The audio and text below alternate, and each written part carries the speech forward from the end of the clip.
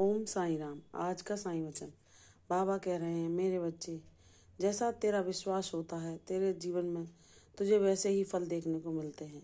अगर तू ईश्वर पर दृढ़ विश्वास करके बड़ी से बड़ी मुश्किल में भी अपने विश्वास को अटल बनाए रखता है तो बाबा भी वही परिणाम देते हैं जैसा तुम चाहते हो। चाहे हमारे जीवन में कितनी भी आर्थिक परेशानियां आएं या कितने भी संकट आएं, अगर हम अपने बाबा पर विश्वास करना नहीं छोड़ते तो बाबा वैसा करते हैं जो हमारे लिए जैसा हम चाहते हैं। बस हमें धैर्यपूर्वक अपने विश्वास को बनाए रखना चाहिए और बाबा से प्रार्थना करती रहनी चाहिए। जो हमारे लिए हितकर होता है वह बाबा अवश्य करते हैं। यह बात मैं अपने अनुभव के द्वारा कह रही हूँ, क्योंकि मेरे जीवन में जो भी समस्या है बाबा को सब कुछ पता है। लेकिन उसके बाद भी अगर हमारे जीवन में हमारे परिजनों को लेकर कुछ जो स्वास्थ्य संबंधी परीक्षाएं आ जाती हैं और घबरा जाते हैं, हम कहते हैं कि बाबा अब तो कुछ चमत्कार दिखाओ, अब तो कुछ लीला दिखाओ। जो आर्थिक समस्याएं चल रही हैं, जो जीवन में विकट परिस्थितियां चल रही हैं, कहीं से कोई मार्ग नहीं दिख रहा इस परेशानी से निकलने का, लेकिन मेरे परमात्मा, मेरे प्रभु, सब लोग ठीक रहें, इतनी ही कृपा बनाए रखो।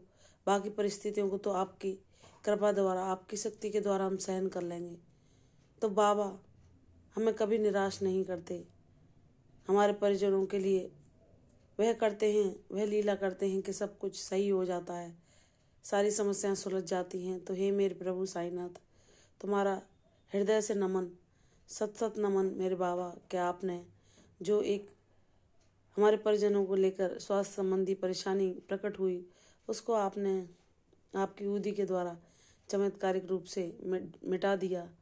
और हम लोगों को, भले ही हमारी परिस्थितियां पूर्णतः सही ना हुई हों, जो हम समस्या का सामना कर रहे हैं, लेकिन आपके आशीर्वाद का अनुभव हमें पल पल होता रहता है कि आप साथ हैं और एक दिन वो सब कुछ भी होगा जैसा हम चाहते हैं। हम आर्थिक रूप से भी सक्षम होंगे और हम अपने जीवन में आत्मविश्वास भरा जीवन स्वयं पर निर्भर होकर जी पाएंगे आपकी कृपा से। यह भी हमें आप पर पूर्ण विश्वास है।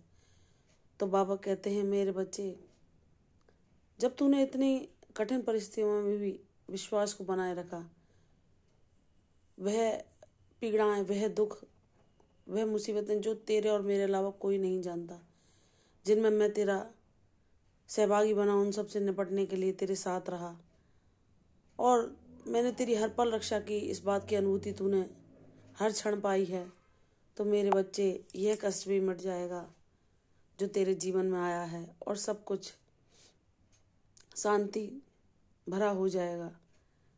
तू भक्ति में वह मुकाम पाएगा जो बाबा ने तेरे लिए चयन किया है।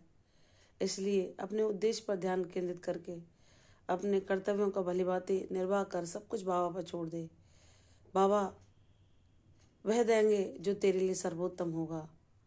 और जब तू हर लीला के पीछे छुपे कारण को जान जाएगा तो बाबा का आभार व्यक्त करने के लिए तेरे शब्द नहीं, तेरे आंसू बह निकलेंगे।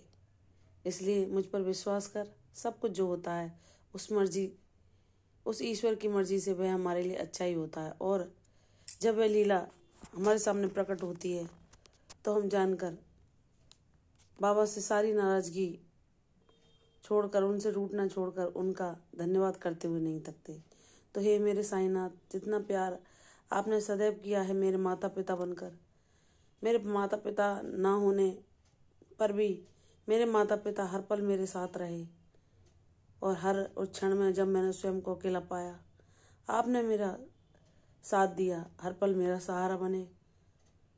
हर इस मानसिक लड़ाई को लड़ने में, हर उस शारीरिक लड़ाई को लड़ने में, हर उस तूफान का सामना करने में जहां मैंने स्वयं को अकेला पाया, आपने मेरे सर पर हाथ रखा और मुझे अपना एहसास कराया।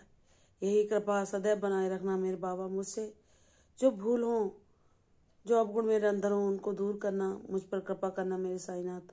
और मेरा जीवन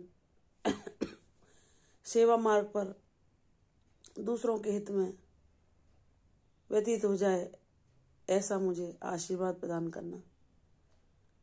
कल फिर आऊंगी साईं वचन के साथ। बाबा कहते हैं, तुम जब दूसरों के हित का सोचोगे तो तुम्हें उससे इतनी खुशी मिलेगी जो कि किसी खजाने को पाने पर भी नहीं मिल सकती।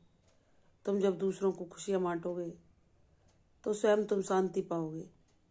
इसलिए बाबा के दिखाए मार्ग पर हमें परम शांति रूपी खजाना मिलता है, जो सबसे सर्वश्रेष्ठ है।